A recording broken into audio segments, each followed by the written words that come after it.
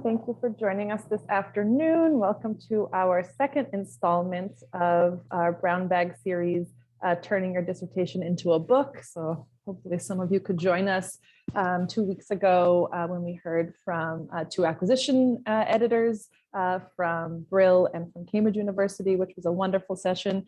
And today I'm very happy to welcome some scholars who have graciously offered their time to share their experiences in publishing their scholarly work, both dissertations and otherwise.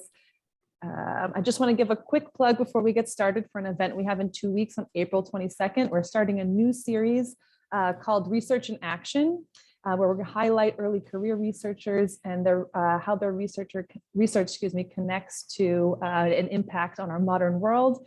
Our first speaker will be Katie A. Paul, who is the head or co-director of the ASOR project, and will be presenting on the impact of social media to the antiquities black market. It should be a really interesting presentation, and she's done quite a bit of research in that world through several different organizations. So we welcome you to join us for that. That will be from 12 to 1 on Friday, April 22nd. You have the registration link here and also on our Facebook groups. So please join us. Just for a quick plug that I give every time, if you haven't connected to our Facebook page or our Facebook group, those are available. Lots of information going up all the time on those links. If you're interested in any of the subcommittees of early career scholars, that's sort of deeply embedded in the ASOR website, but it's there. So please feel free to check it out, how you can get involved and how we're all involved in this process. And with that, I will introduce our panelists and get our session started.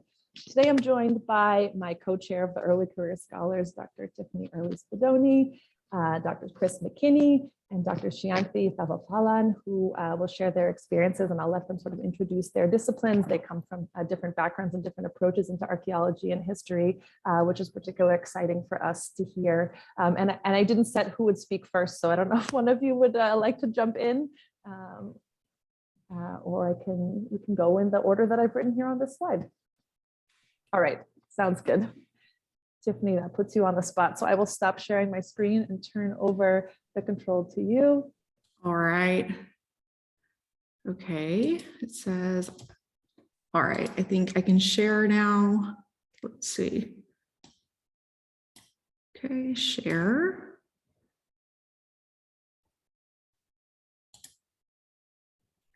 Does everyone see the PowerPoint presentation? Okay, great. And this slide is big, it's maximized, all of that. Okay, I apparently gave a presentation last week in which I presented an entire presentation with tiny slides, unbeknownst to me. So there's still always more to learn about, you know, the brave new world of Zoom. Okay, so my name is Dr. Tiffany Earley-Spadoni. Today, I'm going to be talking to you about the hidden curriculum, lessons learned, turning my dissertation into a book. I am an assistant professor of digital history at the University of Central Florida. I'm a Near Eastern archaeologist by training, but I have I have historical and language training as well. And I found employment in a history department. I'll talk a little bit about how that played into choices I had to make when writing my book, since I'm very interdisciplinary in the stuff that I do. But I'm going to begin somewhat unconventionally with telling you how my story ends, and giving you a major spoiler, and that is, at least from my point of view, it seems to have had a happy ending. My book is currently being published by the University Press of Colorado, and it's coming out early next year. And I received notice just yesterday of being tenured and promoted. So all of the things are happening, and it's good. But this happy ending didn't always seem so certain. And needing to write a book essentially during the first 3 years of my assistant professorship at an R1 was certainly a challenge. But I did it, and I know that you can do it too. Today, I'm going to give a brief presentation of all of the things that, had I known 5 or 6 years ago, would have helped me immeasurably. It is my intention to demystify the so-called hidden curriculum of this book writing process, and to make basic information about this, mysterious initiation more accessible. Okay. All right, so I'm going to begin by addressing some really basic questions, but one of the things that was so puzzling to me when I began this journey is that straightforward answers to what seemed like easy questions were not easily available. So I'm going to do my best to answer these questions for you today. The first one is, why should you write a book? Well, you know, when you look at these books about turning your dissertation into a book, they say sanctimonious things like, because you have a unique contribution to make to scholarship. And I hope that's true, and I'm sure it's true. And yet, the reason why I wrote a book is because I work in a book field and I needed it for tenure and promotion. So, you know, like there's a certain sort of practical impetus behind doing this. But not everyone needs to write a book. And this is information that I find particularly among PhD students is not always so apparent. One thing that I didn't know before I accepted employment in a history department is that there are some fields that are book fields, and there are some fields that are article fields. And what you need to do in terms of your publication expectations is really field dependent. It can also be very institution dependent, depending on your institutional culture. So, you know, whether or not you need to write a book for promotion and tenure really depends on a lot of factors. And so you should, in fact, ask yourself this question: do I need to write a book? Also, archaeologists like myself, as I've said, might end up finding employment in book fields like history, but we also might end up finding employment in, you know, fields that can either be book or article driven, like anthropology. So thinking about where you are placed in a disciplinary way is an incredibly important decision. Okay, so when should you write a book? This is another question that I sometimes find that there's little clarity about among particularly students who are writing a dissertation or people who have recently finished their PhD. If you are currently an assistant professor in a book field, the answer to that question is right now. You should be writing your book right now. However, if you are in some other field or a postdoctoral scholar, certainly you might work on your book, but whether or not you want to publish your book now is a question of sort of approach and strategy. And so there are decisions that you need to make as far as that is concerned. You will get conflicting advice about whether or not it's a good idea to publish your dissertation as a book before you're in a tenure track position. One thing that you should think about is that while, you know, it is true that once you've published a book, hiring committees will, you know, you'll stop being a person who has, like, you know, promise and start being a person who is an established scholar. But hiring committees may equally worry about your ability to produce another book, which is essentially what you might need to do without having, you know, that sort of, let's call it funds in your piggy bank, which was your dissertation. Another thing that I find is not commonly known among, you know, people who are thinking about whether or not to publish their book is that many institutions will only count towards tenure the works that you create while you are employed with them.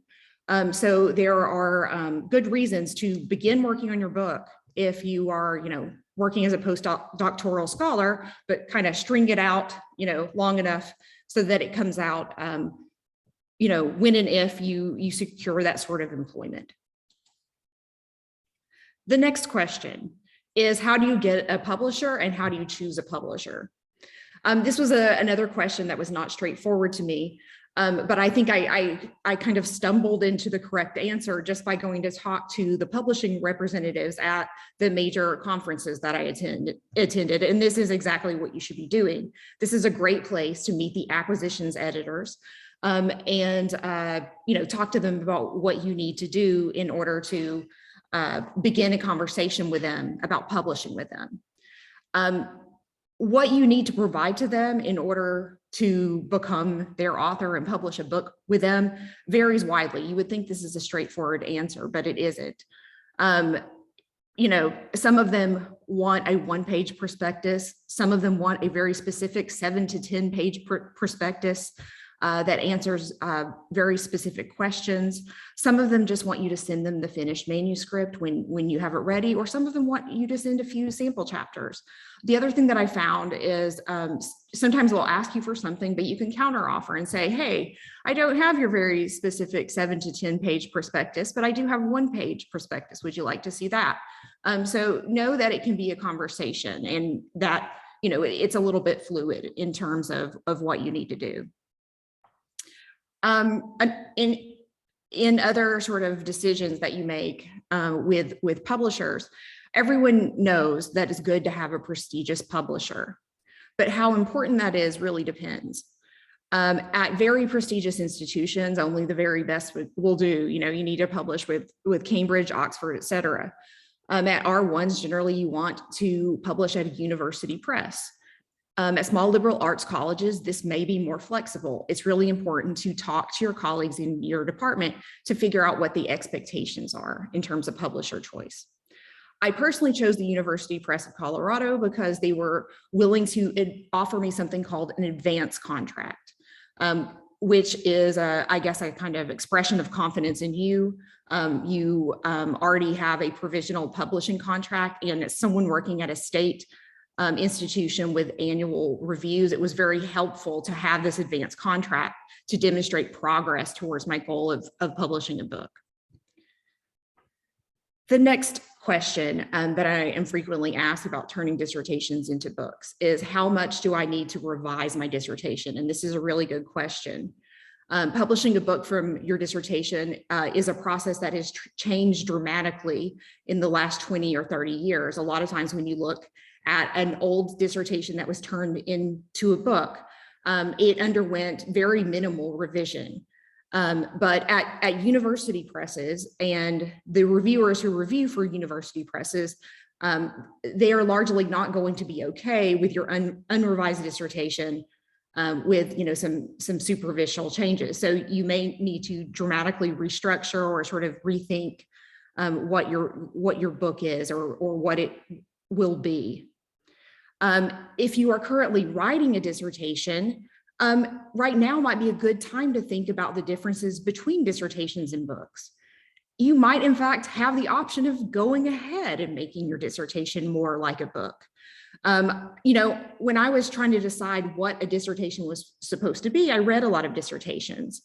I was surprised by the sort of dreary expository writing that typifies the genre. And so I thought that this was somewhat expected of me, but I think everyone would have been okay if I had made more lively book-like prose. It was just a question that I didn't know to ask. My dissertation was also a very sort of sciencey GIS evaluation of patterns of visibility from fortresses. And I needed to turn that into a humanities book. So I was looking at reframing my book in terms of needing to revise it to turn it into a book.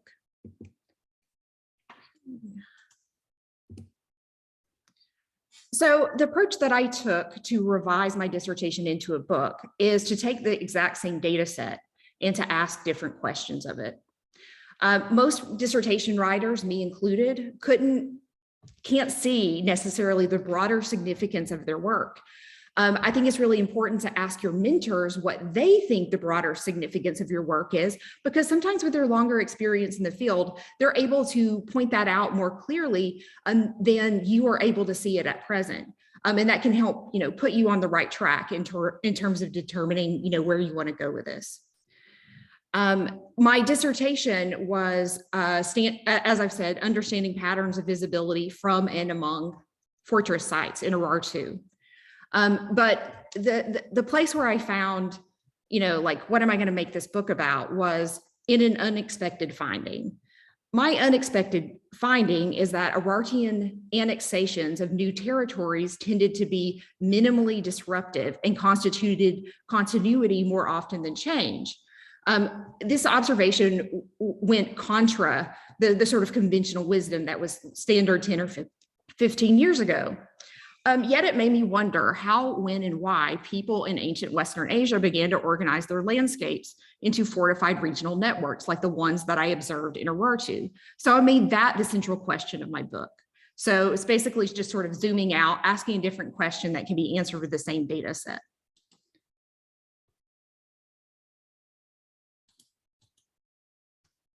There are a few more questions that I just wanted to review with all of you. Some things to be thinking about, some questions to ask yourself and others. One is in terms of gathering resources in preparation for writing your book or revising your dissertation, and finding out what resources are available to you.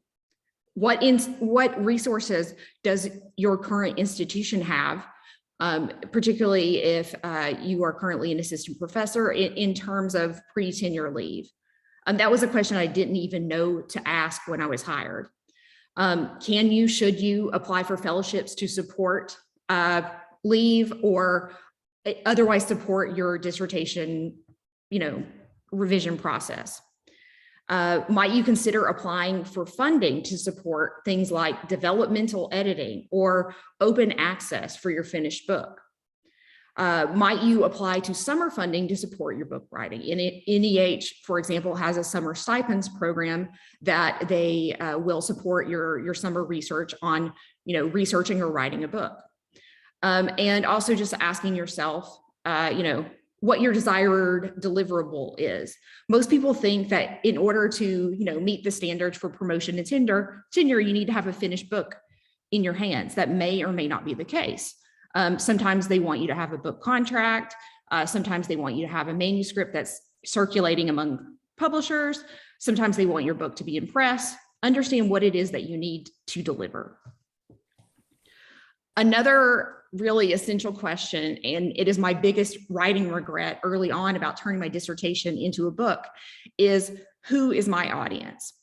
A failure to define audience of one's book early on can be a sort of strategic error. One helpful piece of information that I read is that you should always imagine in your head 3 or 4 sort of ideal scholars who might read your book. This will help you sort of like more tightly refine who your audience is, so you know exactly who you're speaking to, because different audiences have dramatically different needs. And even more concretely, you might think about your audience for turning that dissertation into a book as being the sort of in-field specialist who would be asked to review your tenure file. In terms of organization of the book is so many major choices can sort of spin out from small choices that you make. I know you know this, but you'll be scared as you write, but please do not proceed without a careful plan or outline. Know what evidence and arguments of each chapter, what the evidence and arguments are of each chapter before you start writing. Know that any good book is the result of an iterative drafting process. Do not imagine that you will do a great job with your first draft. You have never written a book before, and you will owe the early readers of your book more beers than the later readers. Should you organize your book chronologically or thematically? Luckily, my acquisitions editor, when I gave her an early outline of my book, looked at my outline and she asked a really important question, and that was, have you thought about organizing your book thematically instead of chronologically? I think it would do certain things really well, and it was really important for me to like sort of understand this in terms of choices. Other some sort of smaller things is, do you have chapter level introductions and conclusions, or are they standalone introductions and conclusions? Knowing how the standard parts of books work, including forewords and prefaces, is really important. Also look at recent books in the field to see what your peers are doing. It can be really helpful to have models upon which to base your work. The final question, and this one is a really important one, is what is your writing timeline? The reverse calendar process is definitely your friend here, because you have kind of like a ticking bomb timeline involved. And COVID has impacted publishing in many ways. I published this book, during the pandemic. You should know that reviews or outside reviews that used to take 2 to 3 months are now taking more like 9 or 10 because everyone's burned out. Your publisher may need to send it out to different reviewers than the original ones who received it, et cetera. So you really have to leave more time and leave more buffer in your timeline than ever before.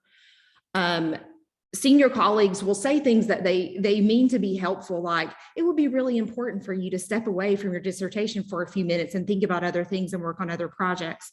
They mean to be helpful, but you may or may not have the time to do that. So it's important that you sort of reverse calendar, like think about, the latest date by which you want to submit this publication to give that the sort of maximum time it might take and sort of work backwards from there.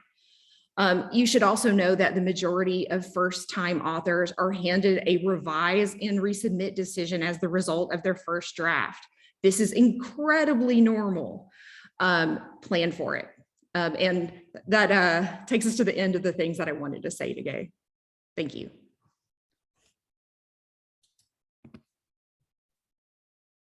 Tiffany, for that very informative talk. I'll open the floor for a couple questions for Tiffany before we move on. If anyone would like to use the raise the hand chat or write something in the chat. And I should have mentioned prior also that if anyone has any questions, they're more than welcome to write in the chat throughout our speakers presenting, and we'll end the session today with a Q&A. In that case, I'll move on to Chris McKinny. Hi, how's it going? Let me go ahead and share my screen. Okay. So I should start by giving a real quick background about myself, which is a bit different, mainly because I am an American and a Goy, and spent all my graduate work in Israel. So it's a very, probably a slightly different than many people in the audience or on Zoom. And so that's going to color the way I approached some of the things that Tiffany talked about, particularly in terms of peer-reviewed articles versus books, whereas in Israel, in archaeology, the peer review is kind of the gold standard for how they're going to get promotions. Is not necessarily the same thing involved in the US. The other thing, I've also taken a bit of a non-traditional approach to how I would be involved as an academic in archaeology and biblical studies, ancient Near East, in that I've worked as an adjunct in various places, and I currently work right now for a media company that is producing documentaries on biblical backgrounds, archaeology, where we're interviewing many scholars that would be at ASOR to produce these types of things. So it's, for me, the publishing side of it at this point has been mainly because I really want to do it and not necessarily directed at getting or promotion in a job, but it has certainly given opportunities for various roles. And so I'll start with some publication pointers. Actually, the first thing is to say is my dissertation is not quite published yet. I published my master's thesis, which is, you can see, is he's gonna tell us a little bit about his process. A book on the reign of Jehoshaphat, the king of Judah, which dealt with on the biblical textual side, but also reviewing the 9th century.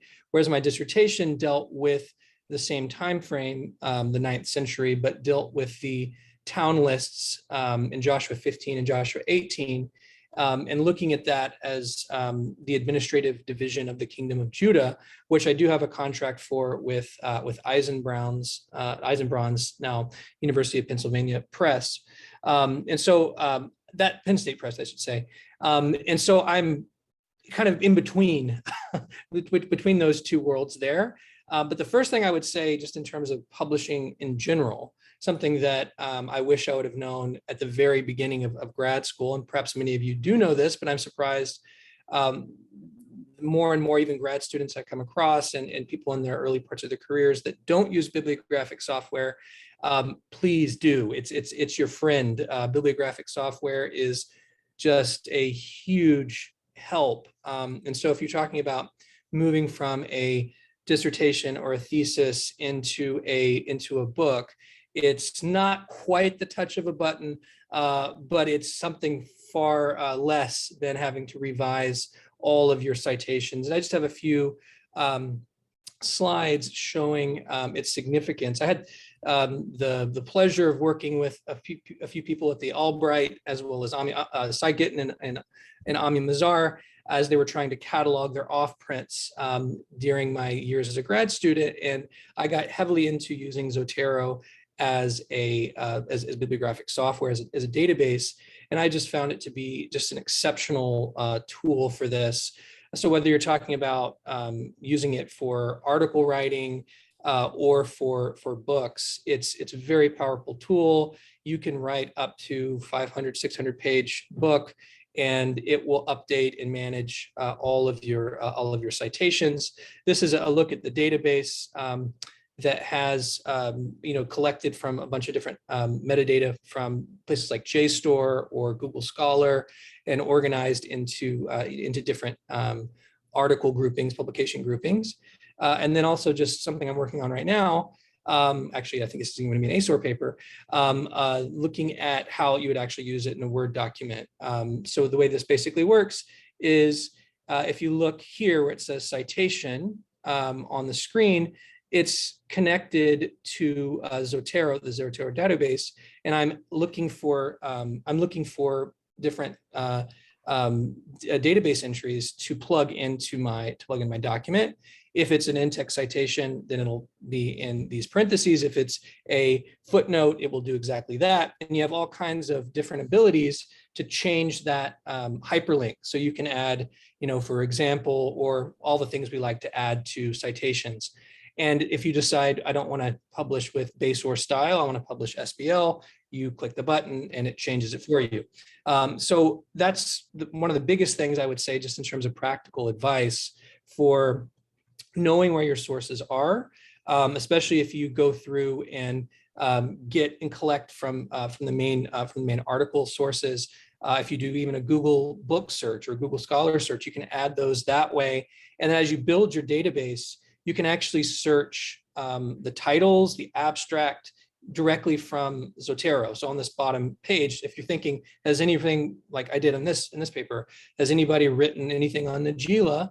I'm going to write that here and look through and see what articles I had. And there's about 10 articles that appeared because I have all of IEJ and all of Tel Aviv and BASOR in my database. And so I would suggest that as something that's to me one of the foundations for how I go about publishing.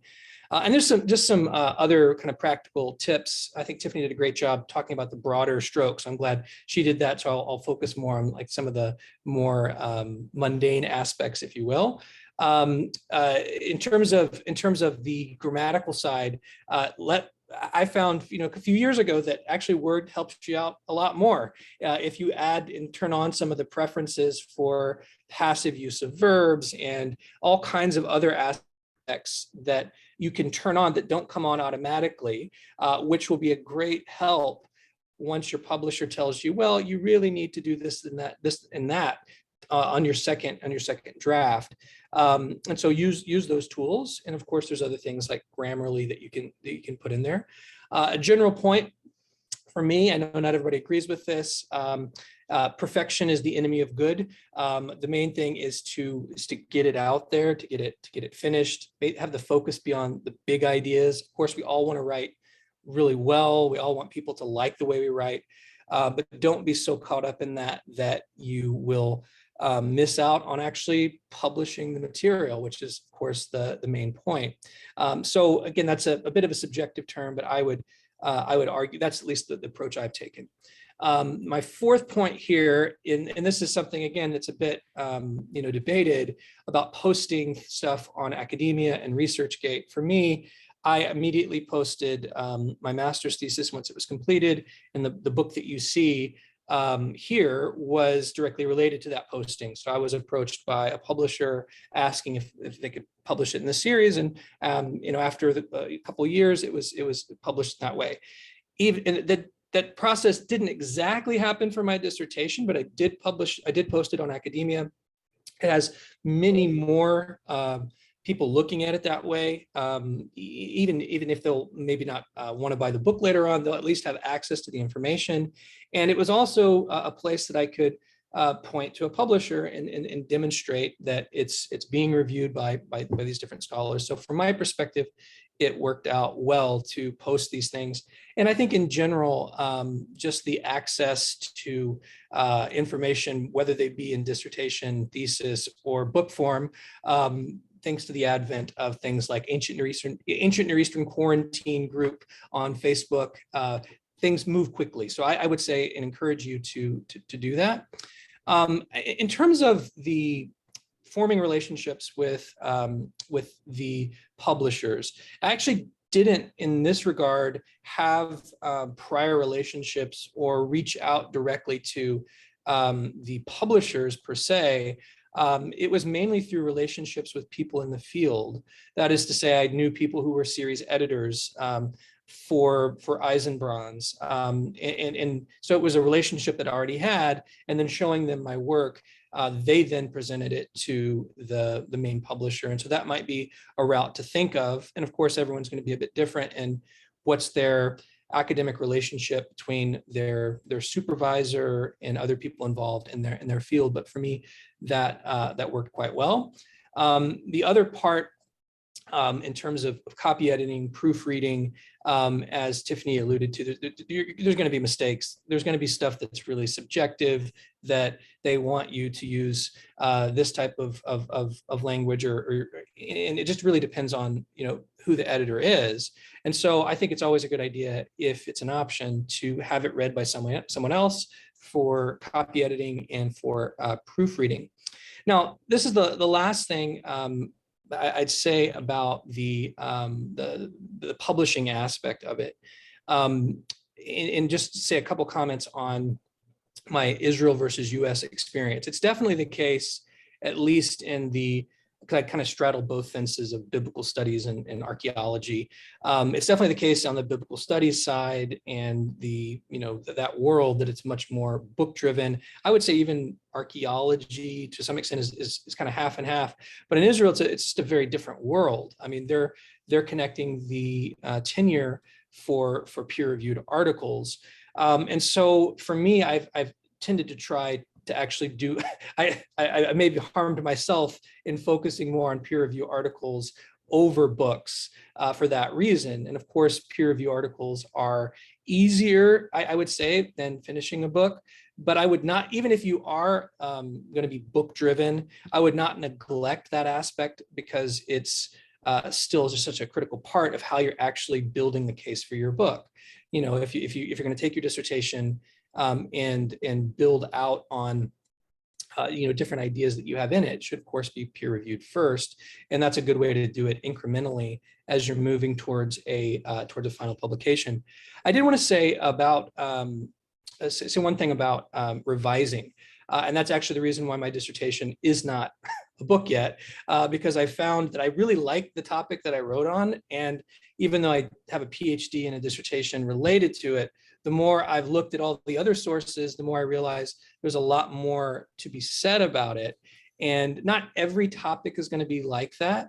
And maybe that's, you got to be wise which topic you choose. So for me, I've definitely am going to spend time maybe in the next couple of years to finally finish the project, and life situation, job, all that's going to play a role in that. So I don't have exactly the same situation where I feel a lot of pressure that I have to publish it for tenure. And again, it's just going to depend on your situation. But revising versus incorporating all kinds of new data sets, which is what I'm doing now. Last two things I'll say, and these are both very hypocritical: learn when to say no to new writing projects. It's really good, and don't. I have a big problem with this, learning when to say no. And then number two, something that I think is really useful, and not everyone really does, is one of the best ways you can make an impression on an editor or someone who you want to review your work is to respond immediately to their correspondence. And I just think those are some broader kind of directional points that I think characterized my PhD experience, and then as well as my thesis experience in terms of publishing, that I would throw out there as pointers for those of you interested in publishing books.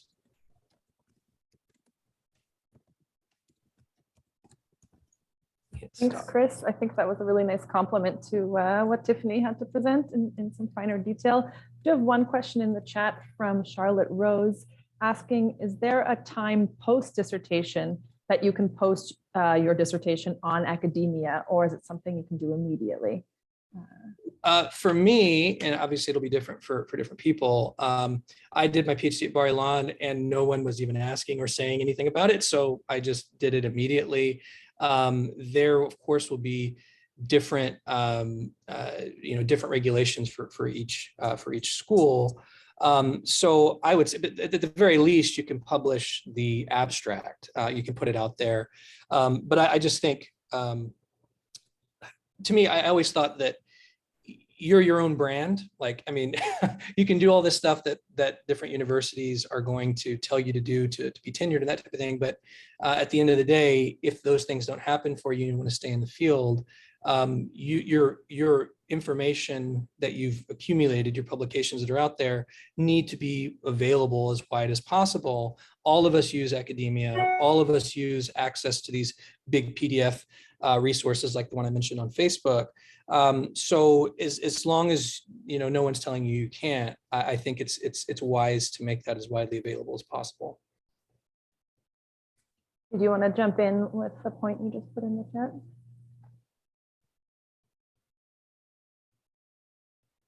I'll just read.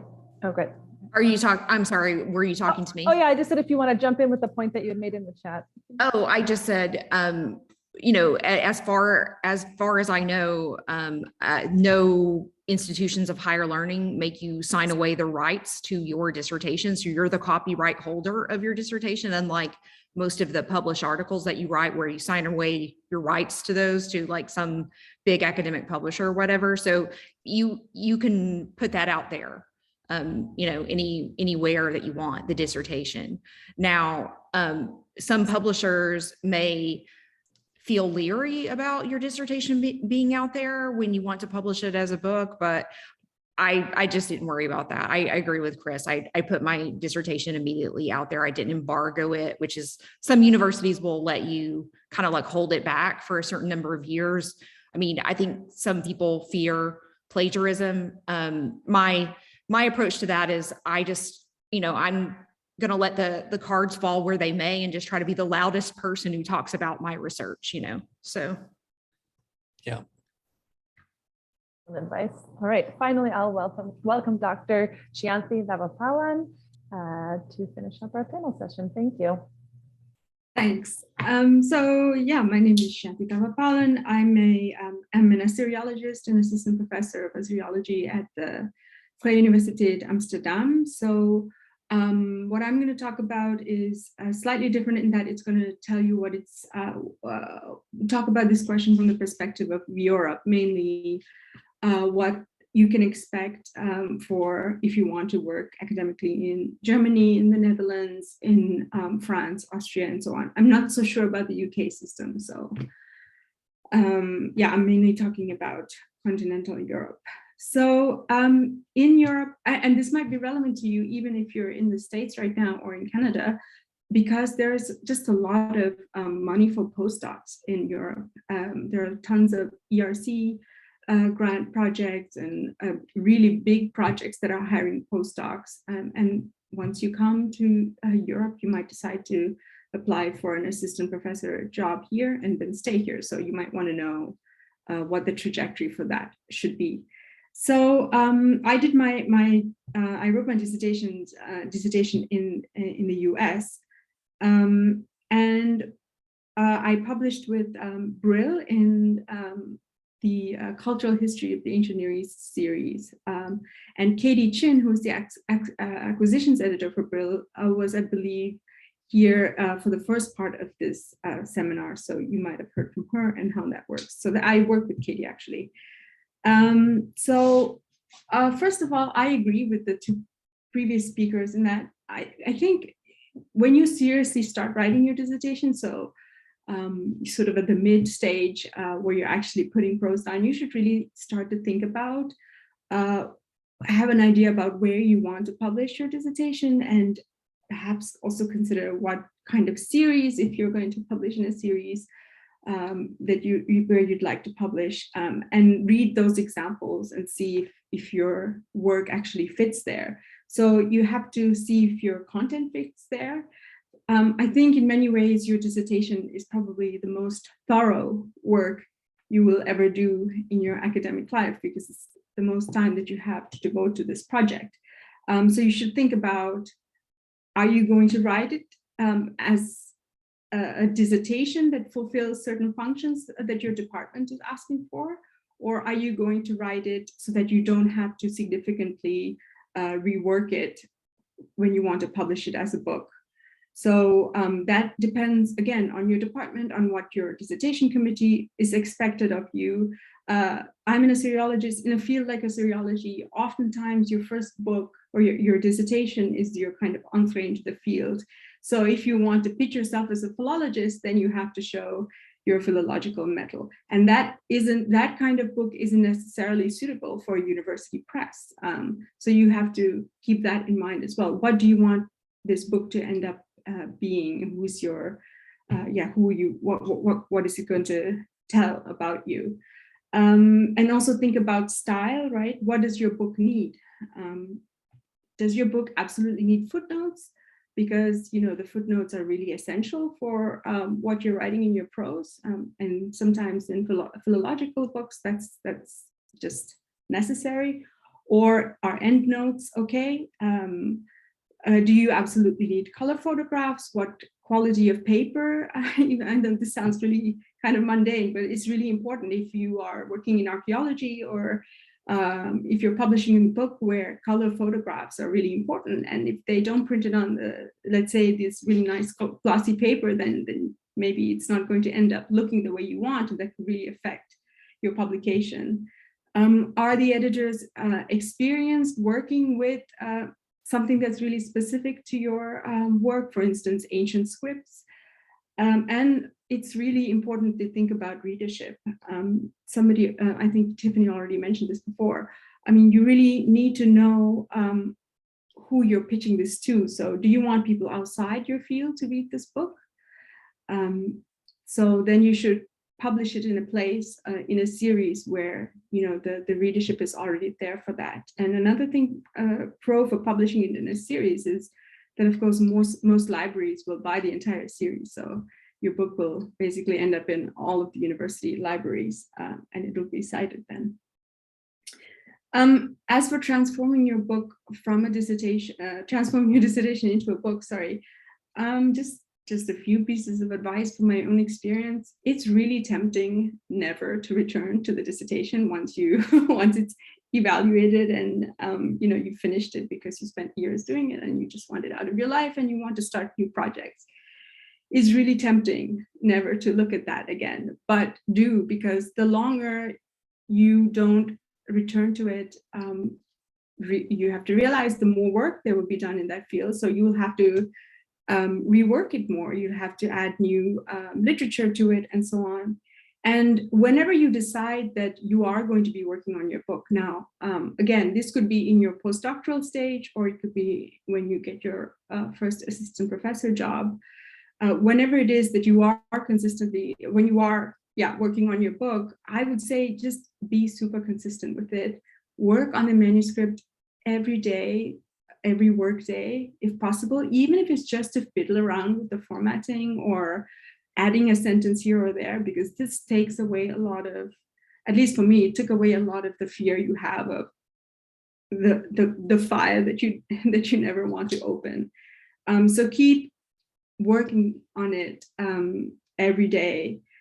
And if you are doing this during your postdoc stage, which was what I did, so I finished my book during my first postdoc. Now, when you're hired as a postdoc, they will emphasize how much time you should spend on teaching and developing new projects, and all of that is really important, but don't sacrifice finishing your book manuscript, because at least in the European context, if you don't have a book published, you are not going to be hired as an assistant professor, much less any of the other jobs beyond that level. So in Europe, at least in a field like Assyriology, you need to have a book. Now, a field like archaeology or anthropology, sometimes, it's better to cut up your dissertation into articles. So you have to really see what your field requires of you. Another thing is, I don't think you need to be a gifted writer to write a book. I think you just have to be a very persistent rewriter and editor. So just keep going back to it, change, just don't be attached to everything that you write. Just be ready to change things and think of everything as a rewriting process. Now, when you write a dissertation, your dissertation committee should read the entire dissertation from cover to cover. But when you write a book, no one's going to read it from cover to cover. Maybe the reviewers will, but it's unlikely that your book is going to be read cover to cover. So you have to think strategically about the various parts of the book. So in your dissertation, you might have had an introduction and a conclusion, but some of those things, some of those points that you made in those chapters might have to be repeated in each of the chapters when it's turned into a book. So you have to, read, think about how other, you've by now read enough books to see how things are structured. You've read enough books to know how you use them in your own research. I would say the most important parts of the book are the introduction and the conclusion, but also don't neglect the table of content and the index, because between the table of contents and the index, any reader should find information, all the information that they're looking for in your book.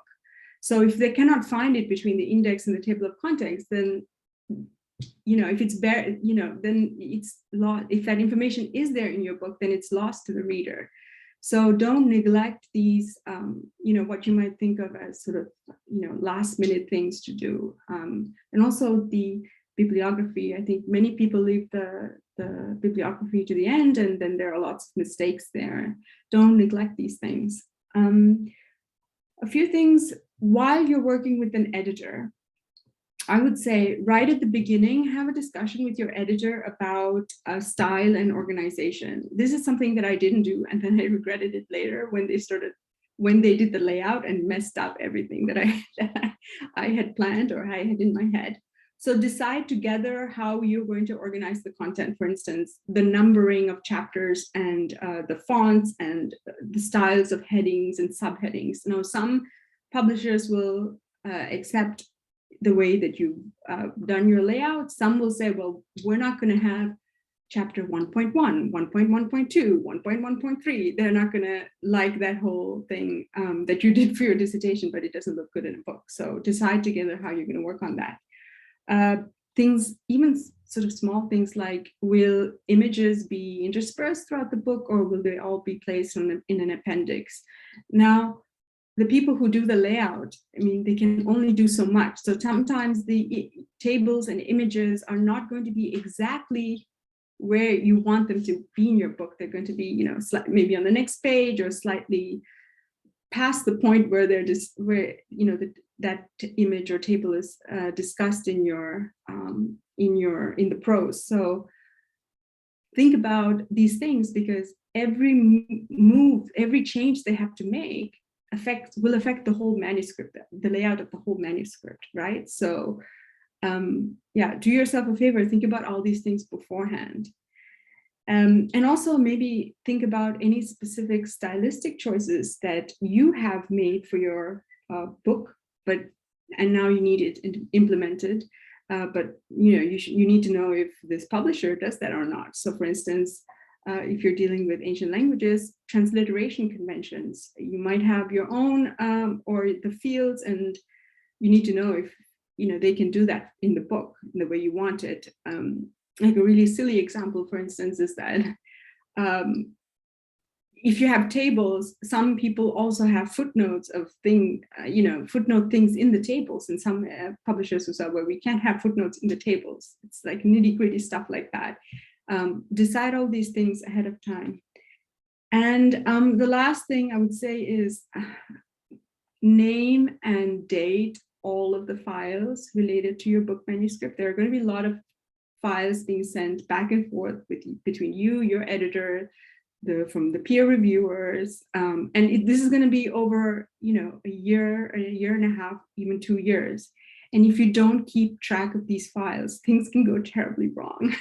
There have been instances, examples where it's not the final version of the file that went to the printer, and the last corrections were not taken into account. And after working for, let's say, 4 years on your dissertation, and then let's say 2 years on the book, you don't want something as silly as that to affect the product, the final product, right? So, and it's your right to see the final proofs, the very final proofs that is being sent to the printers, and insist on doing this, because sometimes publishers just want to get things done at the very end. They want to get things done very quickly because they have their own schedules, but this is your book. It's your right to insist that you see what is being sent to the printer before it gets there, because after that, it's on you, whatever mistakes. So yeah, that's really important. And know also that many publishers hire freelancers to copy edit, not copy edit, but to do the layout these days. So sometimes there might be multiple people working on your manuscript, and that's why you may see one person has done some layout and has made some layout decisions that make it look like this, and the next person, this shouldn't happen. But know that if that has happened to you, where it seems like there've been different things going on, that's because they're using freelancers nowadays. So keep a close eye out for those kinds of things as well. Yeah, so that's all I had to say. Thank you. Thank you so much. So I'll open the floor for any questions if someone would like to write in the chat, or to open their microphones and ask a question directly. All of those are options. Charlotte, can you unmute yourself? Would you like me to read your question? I can read out my question. This is a question for Tiffany. You mentioned how publishing a book and the decision about when.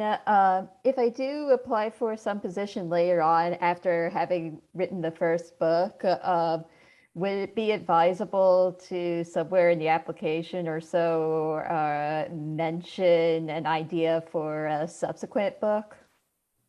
Yes, you should have a paragraph that begins with the words, "my second book project." So, have that. You would, lay out the basic arguments, the evidence that you intend to use to support those arguments, et cetera. So you should definitely make it clear to the readers that you have made as much progress as possible, so they have fewer doubts about how you'll be able to get that book out before tenure. Okay, thank you.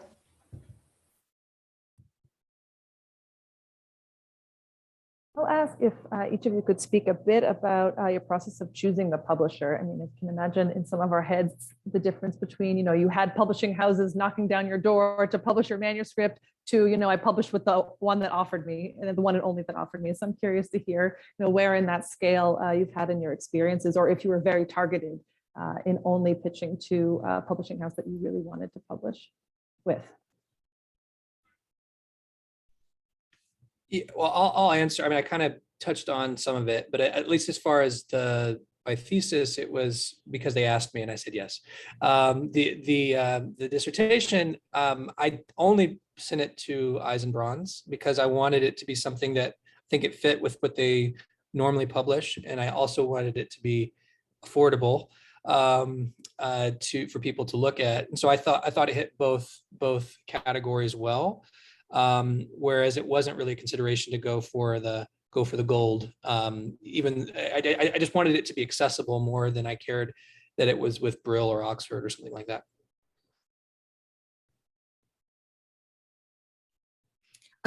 In terms of my choices, I spoke to 3 publishers who, I identified them because they routinely showed up at professional conferences that I attend, which means that their titles include books in our field. And so I spoke to them. I, would have a conversation with them about how I imagine the book, the new scope of the book versus the dissertation, gauge their initial interest. And the ones I identified to like have a sort of more in-depth conversation with were University Press of Colorado, Cambridge, as well as Brill.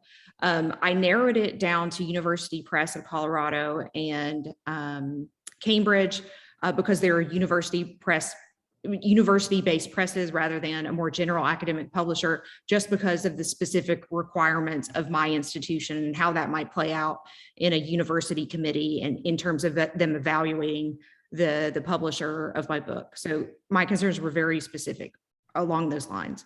The reason why I eventually went with the University Press of Colorado is because other peers had wonderful things to say about services that they provided, not at an additional charge like copy editing. And the high quality of their monographs in general. I went over to their book table, flipped through recent books, found them impressive and well published, the quality of them, the quality of the paper, et cetera. And they were willing to offer me an advance contract, which was important for me to be able to demonstrate, in my annual evaluations that I was making progress sort of more tangibly towards a goal. So I published my dissertation with Brill in this particular series because the series deals with the history of the broader ancient world. So the people who publish and read in the series are Egyptologists, people who do studies on the Mediterranean world and the Levant.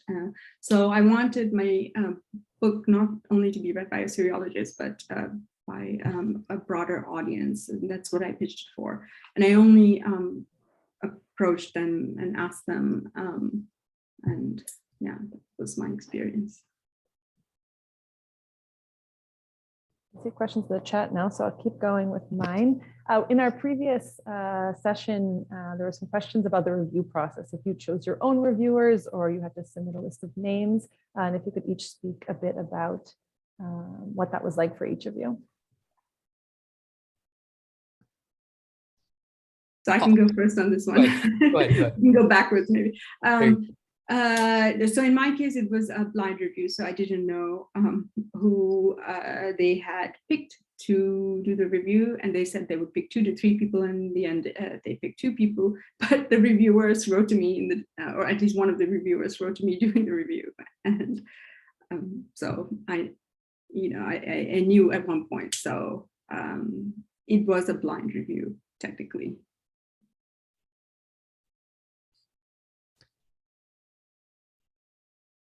So as far as mine, they didn't tell me who they were sending to. They didn't ask, and I don't know if I ever found out who it was for my dissertation or my thesis. But I would say, based on other projects in terms of an edited volume, that would be more. They're going to ask you who you would want to send it to, and so which is a slightly different thing than the monograph.